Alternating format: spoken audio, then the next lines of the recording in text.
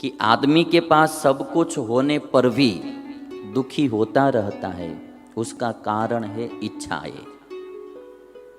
इच्छाएं कभी भी कम होती ही नहीं है आदमी की। एक इच्छा पूर्ण होती है तो दूसरी जगती है, दूसरी पूर्ण होती है तो तीसरी इच्छा जाग जाती है, इच्छा जागती ही जाती है और आदमी दुखी होता ही जाता है। इसलिए आप देखिए कि पशुओं और पक्षियों के पास कुछ भी नहीं है, अपना मकान नहीं होता है, कोई वस्त्र नहीं होता है, गहने नहीं होते, कोई प्रॉपर्टी नहीं, कोई बैंक अकाउंट नहीं, कौवे के पास, भैंस के पास, बैल के पास, किसी के पास कुछ भी इस दुनिया का नहीं होता है। फिर भी मेरा तो मानना है कि इंसान जितने तो सुखी है ही, जितने इंसान सुखी है उतने ही वे सुखी है। मैं तो यहाँ देखता हूँ सुबह सुबह में सभी पक्षी सुबह में टाइम पे उठ जाते, किसी को अलार्म की ज़रूरत नहीं रहती है, और सुबह में उठते ही वर्कआउट करने लगते हैं साहब, है ना, आनंद से उठते हैं, मौज मजा करते हैं और पूरे दिन आनंद से ही रहते, शाम को टाइम पे सो जाते हैं। तो आप देखेंगे पक्षी पशु सब सुखी है, उसका कारण क्या है? उसको कल का विचार ही नहीं है। पशु पक्षियों को कल का विचार ही नहीं, कल क्या होगा, कल हम क्या खाएंगे, वो उसके पास विचार ही नहीं है। इसलिए आप देखेंगे कि वे लोग बहुत सुखी है, वे लोग बहुत सुखी है, उनको आगे की इच्छा ही नहीं है, कुछ भी पास में नहीं है फिर भी वे सुखी है, क्योंकि आगे की इच्छा नहीं है।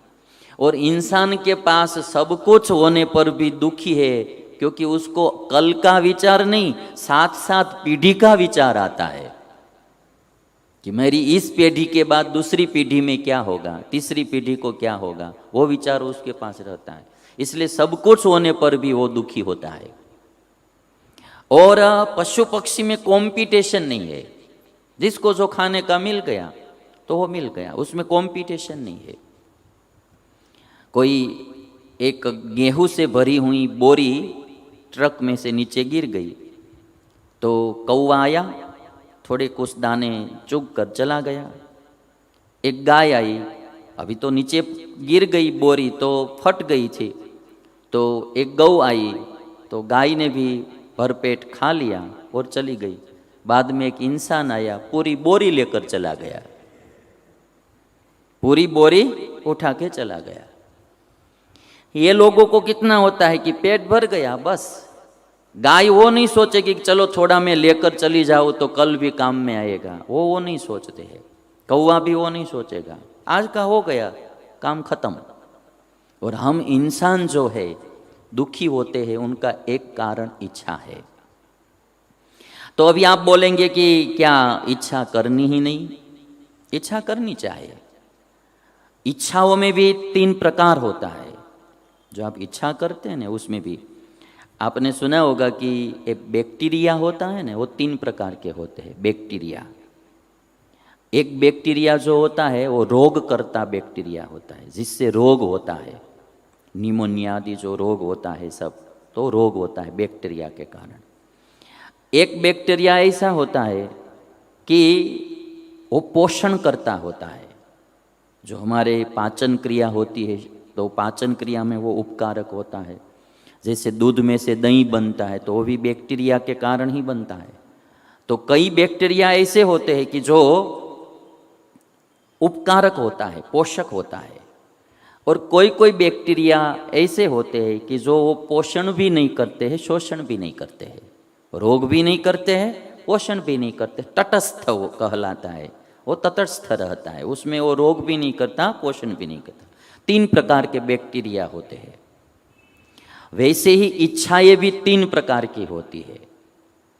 एक इच्छाएं ऐसी होती कि जो रोग उत्पन्न करती है, ये जो स्पर्धा की इच्छाएं होती है, ईर्ष्या के कारण जो इच्छाएं होती है, कामना के कारण जो इच्छाएं होती है ना, वो सब इच्छाएं क्या करती है? रोग उत्पन्न करती है। अभी जो ये दुर्योधन की इच्छाएं है, दुर्योधन को कोई दूसरी जीवन जरूरियात चीज की जरूरत है ऐसी इच्छा नहीं है, ईर्ष्या के कारण सब इच्छाएं जगती जा रही है। इच्छा जागती है ईर्ष्या के कारण। तो रोग करता बैक्टीरिया कैसा होता है? वो दुखी करता है। तो कोई कोई इच्छाएं हमारी ऐसी होती है जो हमको दुखी करती है। कभी हमको भी दुखी करती है, कभी हमारे परिवार को भी दुखी करती है, कभी पूरे समाज को भी दुखी करती है। एक इच्छा ऐसी होती है, अब ये दुर्योधन की इच्छा आप देख लीजिए, उसके 100 भाइयों का संहार करवाएगी बाद में, है ना। तो केवल अपने को ही दुखी करेगी ऐसा नहीं, अपने पूरे परिवार का भी विनाश करेगी इच्छाएं। जो गलत इच्छाएं होती है, बुरी इच्छाएं होती है, नेगेटिव इच्छाएं होती है, वो हमारा भी विनाश करती है, हमारे परिवार का भी विनाश करती है, और या तो हमको भी दुखी करती है, हमारे परिवार को भी दुखी करती है। आगे जो कीचक की कथा आएगी, तो कामना तो कीचक को जगी थी, वासना तो कीचक को थी, किंतु उसके कारण कीचक के 100 भाइयों का संहार भीम ने किया, सब मरे। एक की बुरी इच्छा कभी कभी पूरे परिवार को दुखी करती है या मारती है, या उसका परिणाम सबको भुगतना पड़ता है। इसलिए ये जो रोग करता बैक्टीरिया होता है ना, वैसी बुरी इच्छाएं जो जगती है हमारे जीवन में, वो रोग करता बैक्टीरिया जैसी होती है ना। खुद भी दुखी होते हैं, दूसरे को भी दुखी करती है। और वो आप समाज में देखेंगे तो पता चलेगा, कई कई लोगों को ऐसी बुरी इच्छाएं जाग जाती है, और वो इच्छा पूर्ति करने के लिए वो स्वयं भी दुखी होता है और पूरे परिवार को दुखी करता है। दूसरी इच्छा है वो पोषण करता होती है। कोई कोई इच्छा ऐसी जगती है लोगों में कि उससे वो भी सुखी होता है और दूसरे लोग भी सुखी होते हैं। तो वो पोषण करता बैक्टीरिया जैसा होता है, वैसी वो इच्छा होती है, खुद को भी सुखी करती है, दूसरों को भी सुखी करती है। जैसे कभी कल हमने देखा कि दुर्योधन को लेकर चित्रसेन जा रहा था, तो युधिष्ठिर ने छुड़वाया, इच्छा युधिष्ठिर ने की कि भाई छुड़वाओ, है ना। तो वो दुर्योधन को भी सुखी करती है कि ऐसा तो उनको लगा कि भाई ये दुश्मन होने पर भी मेरी रक्षा की, और अपने को भी आनंद होता है। परोपकार की इच्छाएं जो जो जगती है, या तो खुद को दूसरे को सुखी करने के लिए जो इच्छा जगती है, तो वो पोषण करता बैक्टीरिया जैसी होती है, वो सबको सुखी करती है। कोई कोई इच्छाएं सबको दुखी करती है, और कोई कोई इच्छाएं ऐसी होती है जो सुखी भी नहीं करती है, दुखी भी नहीं करती है। जीवन जरूरियात चीज़ों के लिए जो इच्छा होती है वो तटस्थ इच्छा होती है, वो सुखी या दुखी नहीं करती है।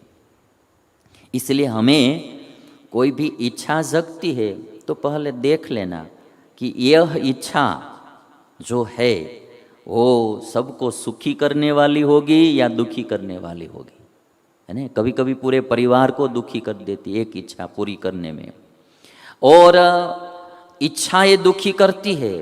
तो मेरा कहना का है कि इच्छा नहीं करना ऐसा मैं नहीं कहूँगा, किंतु बुरी इच्छा तो कभी भी मत करना।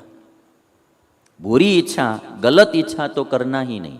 जैसे दुर्योधन को ईर्ष्या के कारण कोई इच्छा होती है, राग के कारण कोई इच्छा जब होती है, द्वेष के कारण कोई इच्छा होती है, ऐसी इच्छाओं तो को मार ही डालना चाहिए, इच्छा को ही मार डालना चाहिए। वो इच्छा को पूर्ण करने का प्रयास कभी भी नहीं करना चाहिए, क्योंकि राग से, द्वेष से, ईर्ष्या से, देखा देखी से जो इच्छा जागती है, वो इच्छा आपको और परिवार को सबको दुखी करने वाली होगी। बुरी इच्छा जागने ही मत देना, उसको पूर्ण करने का प्रयास मत करना।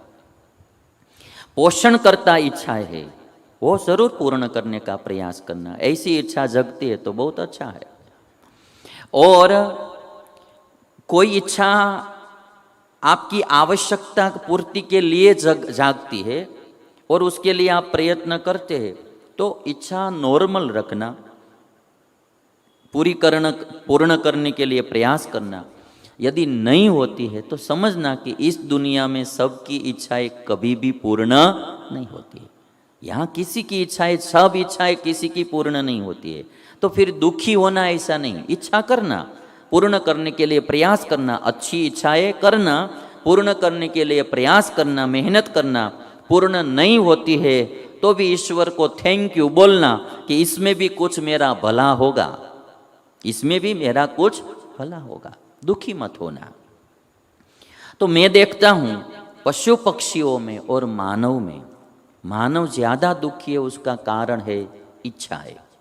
मानव को बहुत इच्छाएं होती रहती है और ज़्यादा रोग करता बैक्टीरिया जैसी इच्छाएं ज़्यादा होती है ना, रोग करता बैक्टीरिया की तरह बुरी इच्छाएं ज़्यादा होती है।